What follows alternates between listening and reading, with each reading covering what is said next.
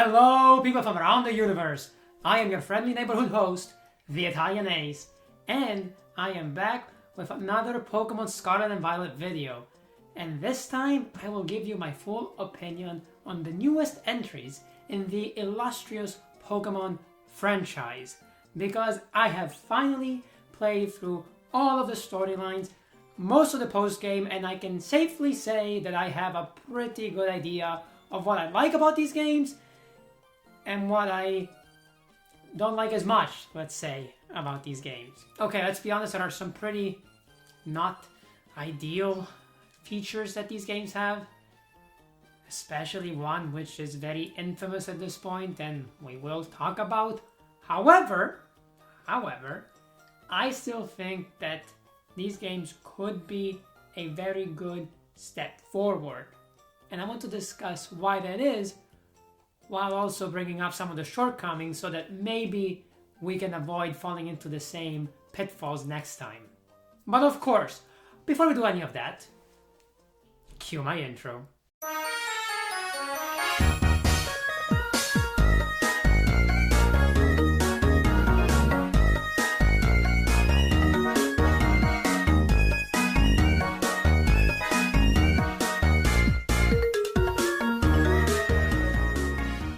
Alright, so we're going to break this video up into 3 separate parts.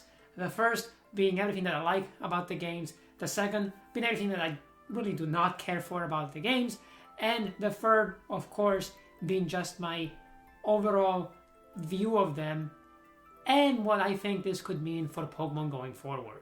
Starting off with the pros, and the easiest box to check is something that really should have been the case probably for a couple of generations at this point, that being the first ever fully open world Pokemon games, which, I mean, Pokemon is basically tailor-made for an RPG open world experience, and it is definitely about time that we got a game that gave us just that. Yes, the open world part of these games is pretty spectacular. I will say I have one small, very small gripe, not big enough to make it into the second part of this video. That being that when you first get access to either Koraidon or Miraidon, they are very underpowered in terms of moving through the world. And I know part of that is meant to be kind of like gatekeeping, so you don't go into the super crazy areas immediately. But for one, you can still make it there, and I will get to that later. And for two, when you first get access to them, they move like barely faster than you run. And it's like, what? Huh? It's kind of like the two different bikes that you could get in Gen 3, like the Mach bike and then the acrobatic one, and it's slower than both. And I'm just, I don't know. When I first got it, I was like, man, we are crawling through this game. You know what I mean? Alright, that was just one small thing. It gets a lot better as you give them all of the Herba Mystica, which, by the way, I should say, this will, of course, have spoilers for the games, so if you have not played through them yet, I do recommend probably putting this video in your watch later pile, something which we definitely never forget about, right guys? No, that never happened, because I will be talking about all of the plot lines, and they're pretty good, and I don't really want you guys to get spoiled, and I also don't think that you should disregard this and be like, oh, well, I don't really care about the Pokemon stories usually. Trust me, I think you're gonna want to have some of that surprise factor left for these games in particular. Anyway, the open world feels great to explore. It's very vibrant. There are items everywhere. I mean, almost too many, honestly. I'm backtracking every 2 seconds, it feels like, which is honestly the point of an open world game, so I don't really mind, but it can get just a little excessive at times. Still, it's great to go through this open world Pokemon landscape with, of course, all of the overworld spawns, and this also leads to more shinies being found because you see them in the overworld just like Legends Arceus, so that is very good, although we will touch back on this point later because there's something really bad about this, but overall it's just great to go through the Paldea region. For the second pro, and this is probably the biggest and most surprising one, we have the 3 main storylines. Now, I'm gonna make a separate video going over all of these. Not one for each storyline, that would be a bit excessive, but just a separate video going over how I think this is basically the best Pokemon has ever done in terms of its main story. I will say, definitely the most emotional one is the one with Arven, just because you can't put basically the equivalent of a dog, you know, like, and not just a dog, but like someone's pet companion dog, and then have them be sick for most of the game and not expect me to feel some type of way seeing that, you know, like, I'm just out there about to cry, and they're like, oh, well, Mama Steph can't really move, and I'm like, you're killing me, Pokemon, you're absolutely killing me.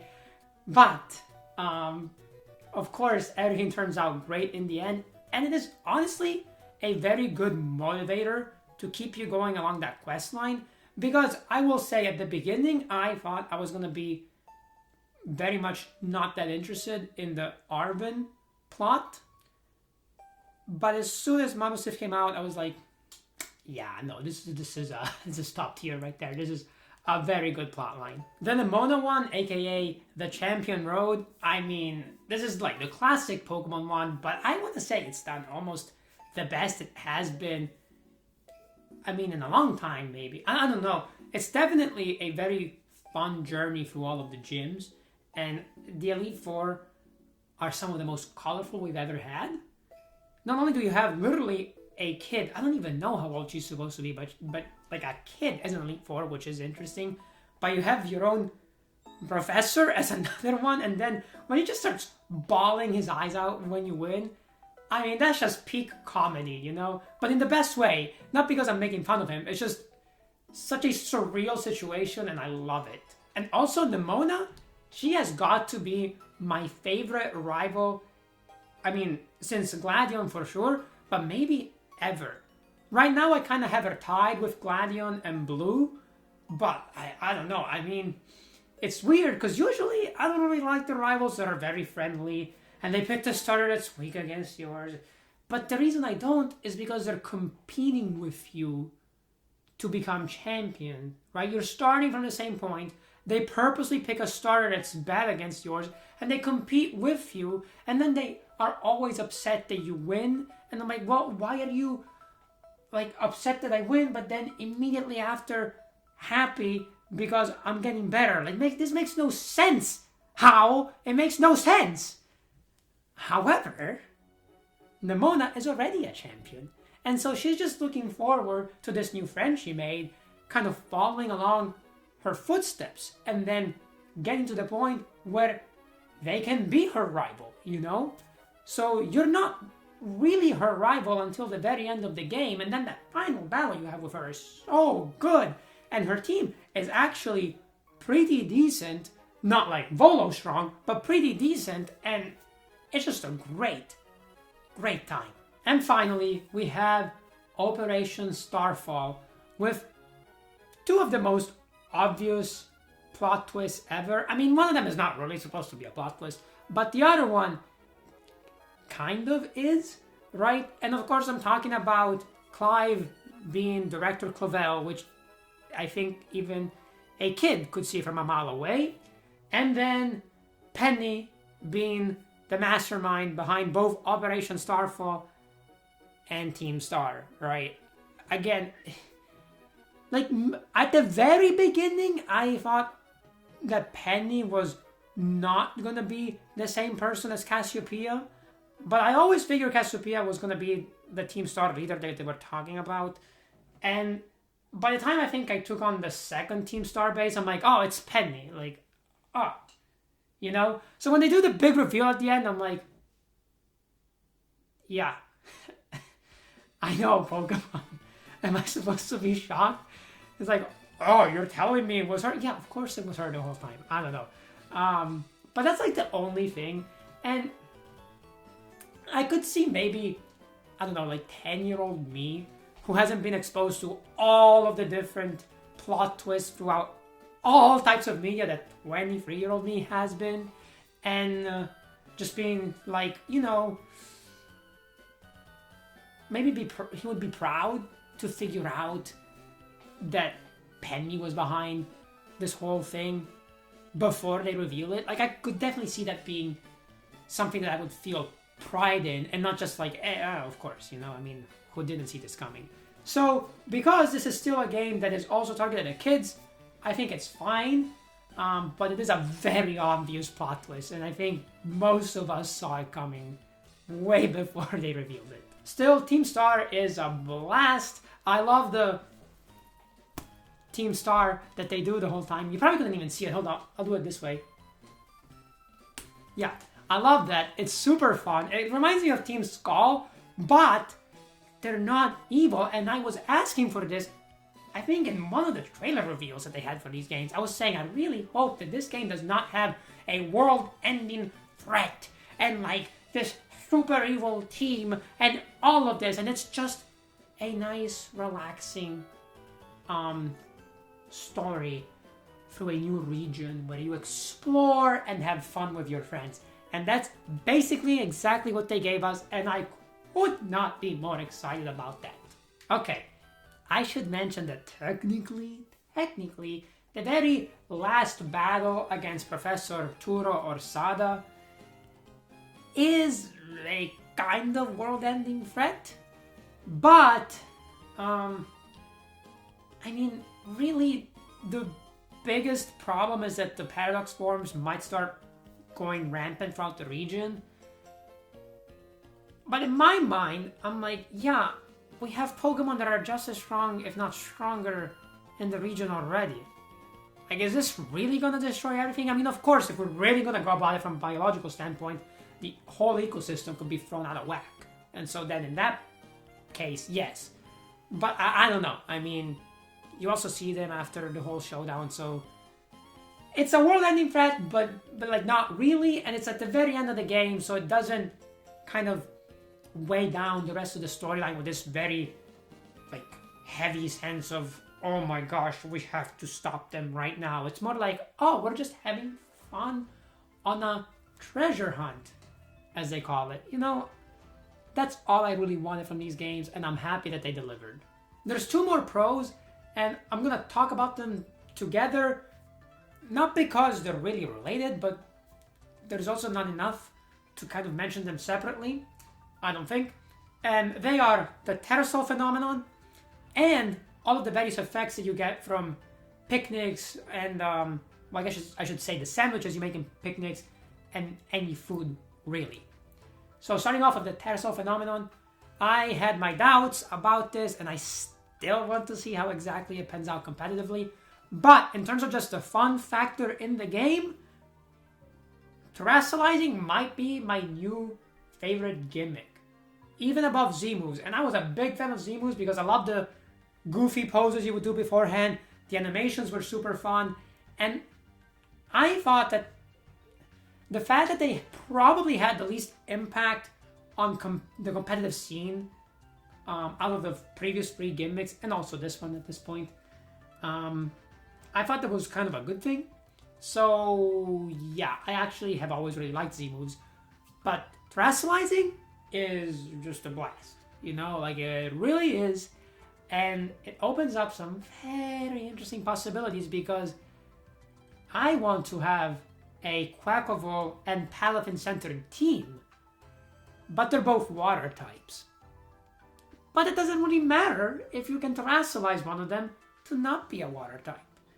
It's probably going to be Quacklevo, because I think with Moxie that will play better, and I might just have Palafin get the water type Terra boost, because, like, just imagine, like, the 2 types boost from terrestrializing into the same type.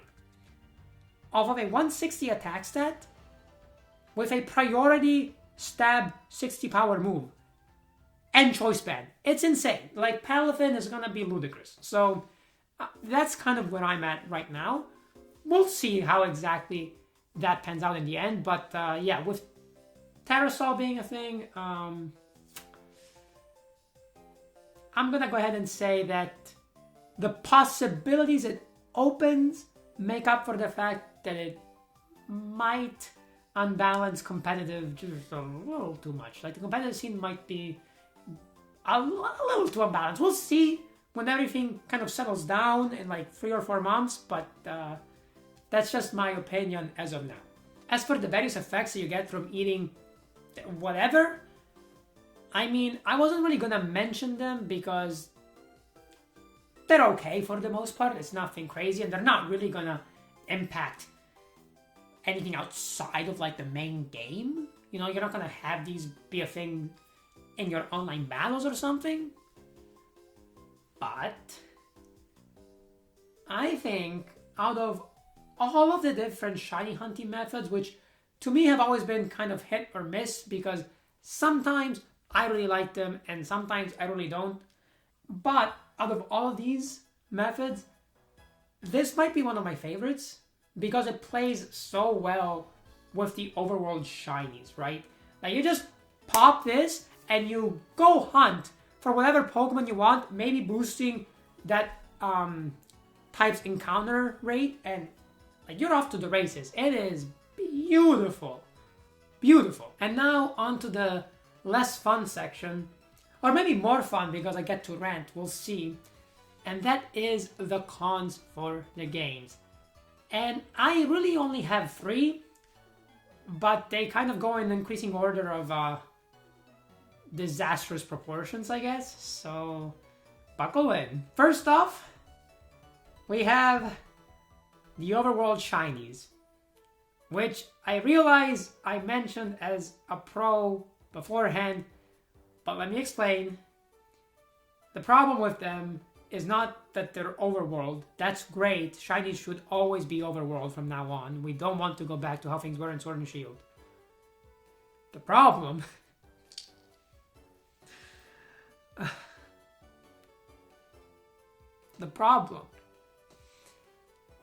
is that the game doesn't give you any indication that they're shinies. I almost failed my first random shiny in the game. I was about to take on the fairy type Starbase with Ortega, right? And there's a bunch of Floettes around that area, like a bunch of them. And Floette, Florges, and Flabebe, they have a good shiny. But I never realized how hard it is to tell that shiny apart when the Pokemon is so small on your screen. There were like 5 Floettes or something, and somehow my eye was like, wait a minute. Is that one purple? And I just booked it over there, and I'm like, oh my god, it is a shiny. Like, I wasn't even sure until I actually had the encounter. I'm like, is it purple? Because also with how the world has different lightings based on whether it's night, day, shadow, raining, whatever, it's like some of the Pokemon change shades, and so I'm just sitting there like, is this just a shiny Floette? It was, but I almost missed it. And this is still a shiny that changes, right? I am paranoid, legitimately paranoid, anytime I'm in a field with a bunch of Tandemaus running around. What am I supposed to do, Game Freak? They all look the same. You know, if there's a shiny, unless I'm really squinting, I'm not gonna see it. Like, that shiny is A, pretty bad, and B, like, the Pokemon are so small, so the change that's already not that noticeable becomes almost impossible to see. Like, I don't know. It's ridiculous. I really don't understand why we couldn't have them have some sparkles or some kind of animation around them so that you knew that was a shiny. That right there, that's a shiny. Like, is that so hard, Game Freak? Please fix that for the next games. And maybe patch it into these games as well, because I can only imagine how many shines have already been failed because of this. And trust me, I don't need your help in failing shinies, Game Freak. I do that well enough on my own. Anyway, let's move on to the second con, and that is there's no level scaling among the different gyms and star bases and Titan Pokemon. Why? Now, I will say this. When I first was thinking about the open world idea, I really did think it was going to be pretty simple to just have each main NPC's Pokemon scale based on when you took them on in the story, right? Like you just code it in where it's like, if this is the second gym that they're facing, these are the Pokemon, and this is the level for each Pokemon, right? However, after playing through the games, I realized there is a bit more of a nuanced problem here, which is the fact that you're not just facing the main NPC battles, right? There's everyone else. In fact, there's this piece of garbage. Oh, I hate this guy.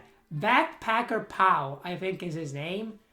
And I still remember because I went off the beaten path, and I did a lot in these games, which is why I think there should be power scaling, because that's what you want to do in an open world game. Anyway, I went off the beaten path.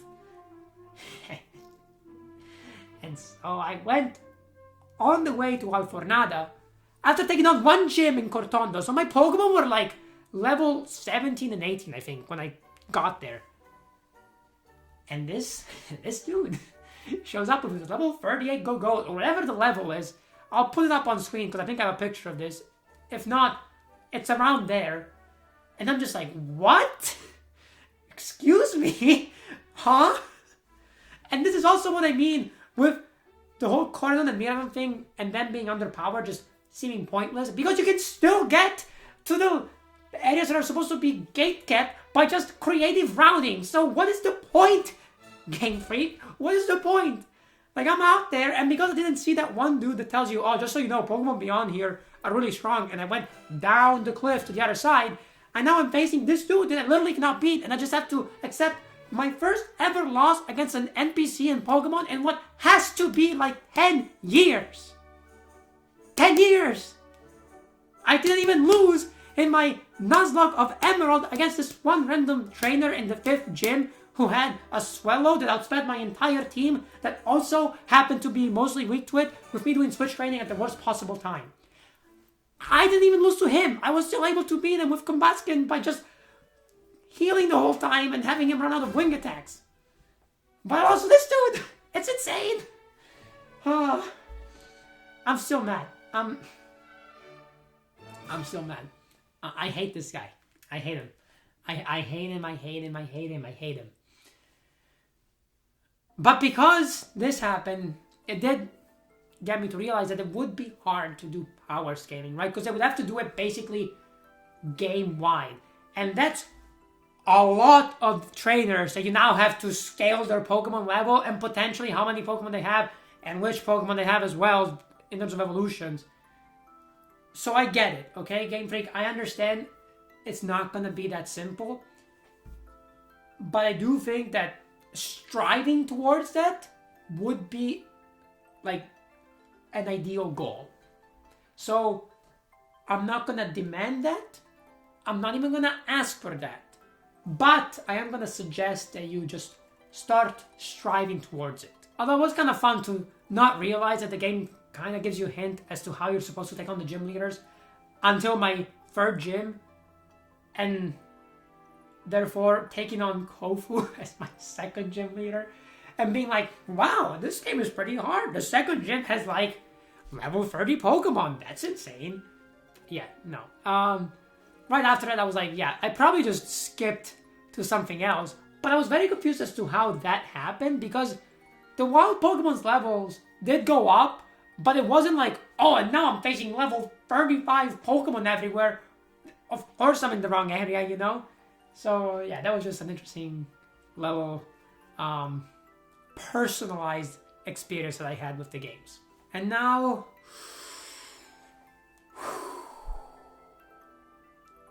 let's take a deep breath, because we have to talk about the elephant in the room, and that is the graphics. Although it's not really the graphics, and I kind of hate when people say the graphics, because like the Pokemon themselves, like the way they look in game and the texture and same thing with the characters in the building, that's all fine.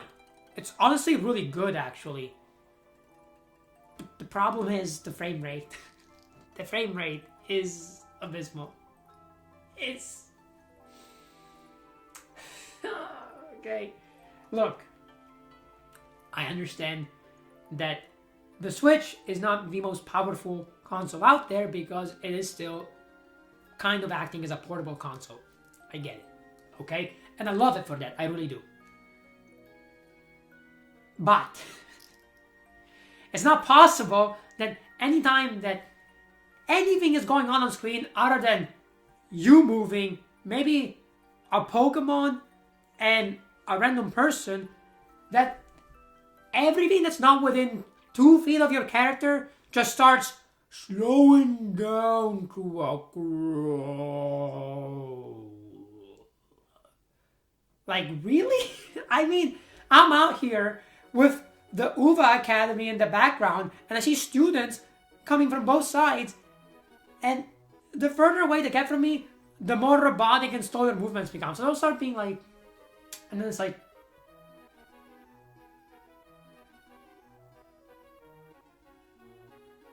I don't know. It really does kind of take you out of the whole experience. And I wish I could just move past this, because these games overall are really good. I really enjoyed them. But this is a problem. This really is a problem. The other two things, they are not ideal, but if I were to give this game a rating, they would maybe take half a point total off between the two of them.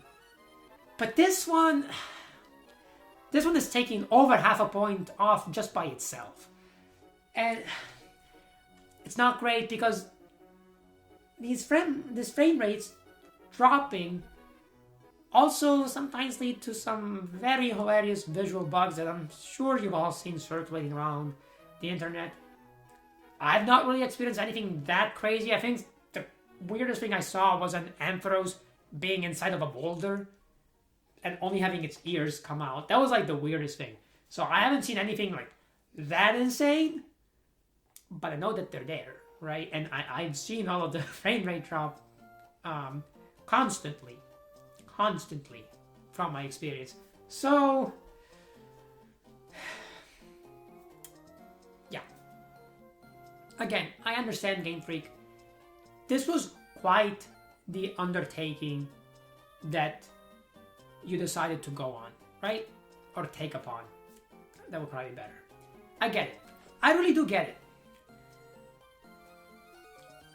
But honestly, I think for next time, if it's gonna be, I guess, a question of either releasing the new generation 3 years after the old one, or waiting one more year and having them be more polished, I think I would rather wait the extra year. And I think you would too, because I'm a huge Pokemon fan.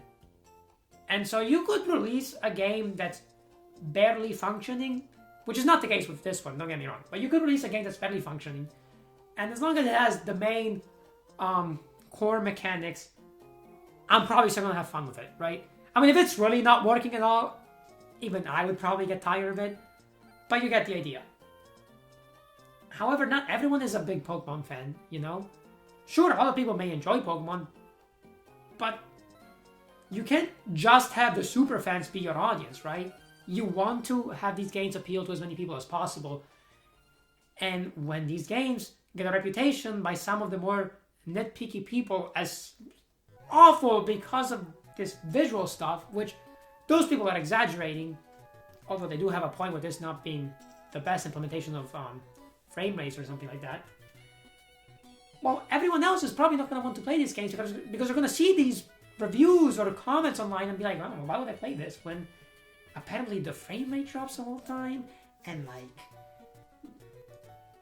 this person didn't like it, and like this person didn't like it. Why would I play it, right? I mean, Pokemon is fine, but I'm not that big of a fan that would play this with these apparently glaring problems, you know?